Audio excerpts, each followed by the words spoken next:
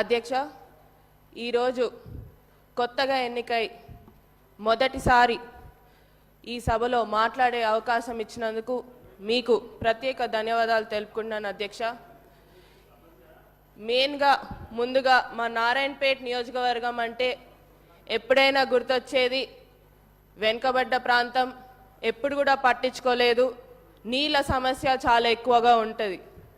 ఈరోజు మా నారాయణపేట నియోజకవర్గ ప్రజలందరి తరపున, రైతు మిత్రుల తరపున ఈరోజు మాకు పండగ లాగా ఏదైతే ముఖ్యమంత్రి గారు మాకు జియో 69 ద్వారా Narayanpet Kodangal lift irrigation administrative sanction అనేది ఇవ్వడం జరిగింది. 2,945 కోట్లు ఇవ్వడం జరిగింది.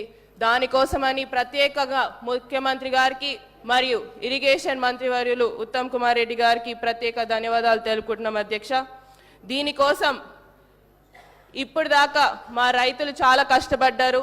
ఈరోజు మాకైతే పండగలాగా ఉంది అధ్యక్ష. మా నియోజకవర్గంకి వెళ్తే రైతులు చాలా సంతోషంగా ఉన్నారు. ఈ ప్రాజెక్ట్ వల్ల ఏదైతే 1,00,000 ఎకరాలకి నీళ్ళు అనేది, మాకు సాగునీరు అనేది రాబోతుంది. ఎందుకంటే వలసలు జిల్లాగా మారిందని చెప్పి ఇంతకుముందు కూడా అన్నారు. అవే వలసలు తగ్గి మళ్ళీ తిరిగి అదే వలసలు పోయిన వాళ్ళు తిరిగి వచ్చి వాళ్ళ భూముల్లో వాళ్ళ పంట పొలాలను కోసమని పనిచేసుకోవడానికి అవకాశం ఇచ్చినందుకు ప్రత్యేక ధన్యవాదాలు అధ్యక్ష.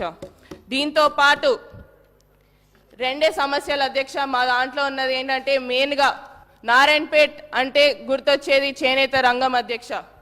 చేనేత రంగంని కూడా నారాయణపేట్గా మీ ద్వారా ముఖ్యమంత్రి గారిని మరియు టెక్స్టైల్ ఇండస్ట్రీ మంత్రివర్యులు తుమ్మల నాగేశ్వరరావు గారిని నారాయణపేట నియోజకవర్గంలో చేనేత కార్మికుల ఉపాధి కోసమని ఒక టెక్స్టైల్ పార్క్ని మంజూరు చేయాలని మా మనవి అధ్యక్ష.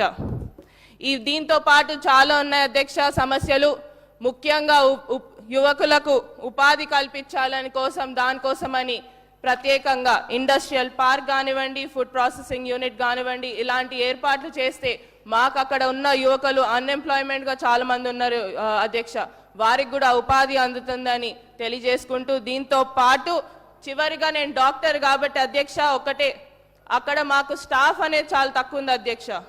మాకు ఈ ఏదైతే డిస్ట్రిక్ట్ హాస్పిటల్ కానివ్వండి ఆడ స్టాఫ్ అనేది సరిగ్గా ఉండదు. మా పిహెచ్సిలు సిహెచ్సిలు ప్రతి ఒక్క ప్లేస్లో కూడా స్టాఫ్ చాలా తక్కువ ఉంది అధ్యక్ష. ఆ స్టాఫ్ కోసమని కూడా మా హెల్త్ మినిస్టర్ వర్యులని దామోదర్ రాజనరసింహ గారిని మరొకసారి కోరడం జరుగుతుంది. ఏదైతే స్టాఫ్ అనేది కూడా పెంచాలని కోరుతున్నాం అధ్యక్ష. ఈ అవకాశం ఇచ్చినందుకు ప్రత్యేక ధన్యవాదాలు అధ్యక్ష. దయచేసి నమస్కారం అధ్యక్ష. సభ్యులు చెప్పింది నోట్ చేసుకున్నాం.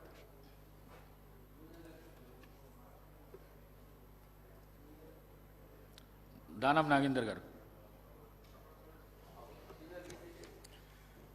అంటే